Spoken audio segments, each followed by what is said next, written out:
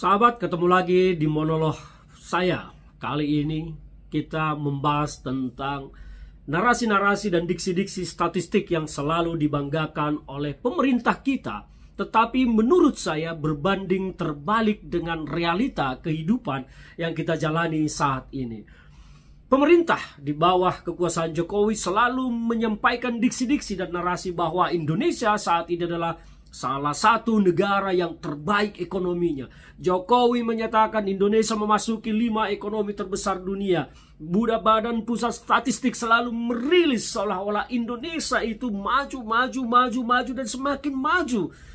Kementerian Keuangan, Bank Indonesia selalu merilis pertumbuhan ekonomi kita tumbuh hebat. Semuanya didesain, didiksikan, dinarasikan seolah-olah Indonesia ini terus sudah seperti meroket, kata Pak Jokowi dulu.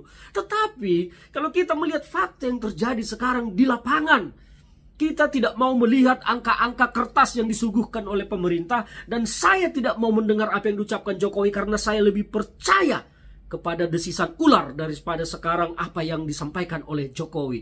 Apa yang kita lihat fakta di lapangan? Pertama adalah tingginya tingkat pengangguran di negara kita. Kalau ekonomi tumbuh, hilirisasi terus menghasilkan uang puluhan triliun seperti yang disampaikan Jokowi, mengapa pengangguran kita paling tinggi di ASEAN? Mengapa negara kita penyumbang Gen Z yang tidak bekerja paling tinggi sekarang? Lihat pendaftaran CPNS 2024. Formasi dibutuhkannya 249.000, tapi yang mendaftar 4 juta orang. Ini mengerikan. Berapa ratus kali lipat itu kebutuhan dengan yang pendaftar. Artinya banyak sekali penganggur saat ini. Gen Z ini paling banyak pengangguran. Belum lagi angkatan kerja yang di atas Gen Z masih sangat banyak pengangguran. Lihatlah sektor non formal lapangan kerja. Banyak sekali. Jakarta, coba lihat, hampir semua sepeda motor yang bergerak itu semuanya bertuliskan simbol ojek online. Kenapa mereka menjadi ojek? Karena tidak ada lapangan kerja. Akhirnya mengadu nasib, mengembara di dunia pergojekan. Ini adalah fakta. Yang kedua adalah setelah tingkat pengangguran tinggi, faktanya saat ini deflasi berturut-turut 5 bulan. Deflasi itu bahasa rakyatnya supaya mudah dipahami adalah harga barang sudah dijual lebih murah lagi, diturunkan karena tidak ada pembeli, tetap tidak laku juga, tidak ada pembeli. Mengapa tidak ada pembeli? Karena masyarakat artinya ini bukan menduga-duga lagi, artinya masyarakat tidak lagi memiliki uang untuk membeli barang-barang. Masyarakat lebih cenderung bertahan dengan uang yang dimilikinya itu sekarang untuk kebutuhan utama, kebutuhan pokok, kebutuhan makan, sekolah. Sekolah pun belum tentu bisa terpenuhi. Tapi akhirnya rakyat memilih bertahan hanya untuk membeli bahan pokok untuk makan sehari-hari. Tidak lagi terpikir beli baju, beli sepatu, jalan-jalan ke mall, restoran.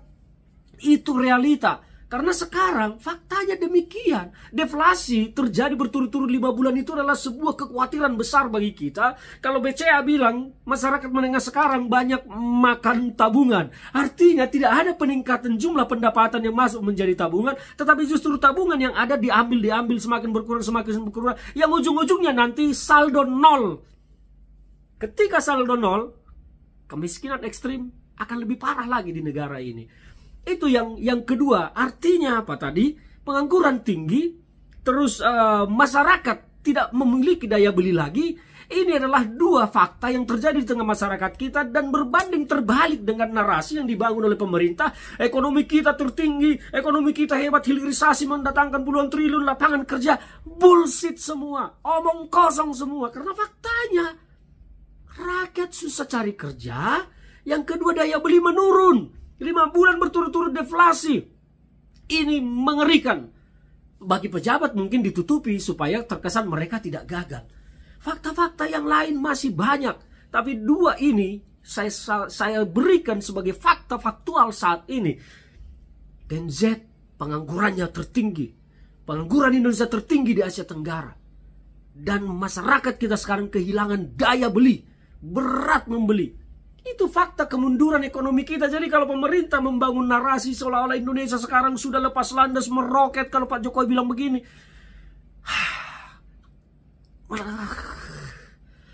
majunya di mana kita kalau pengangguran masih banyak?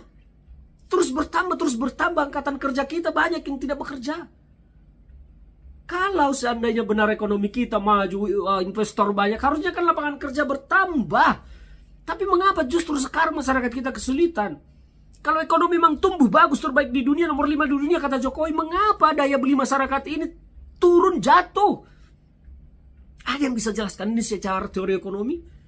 Mungkin secara teori kebohongan bisa dijelaskan. Tapi menurut saya bukan seorang ekonom, tapi menurut saya ilmu ekonomi sudah tidak mampu menjelaskan itu, kecuali teori kebohongan.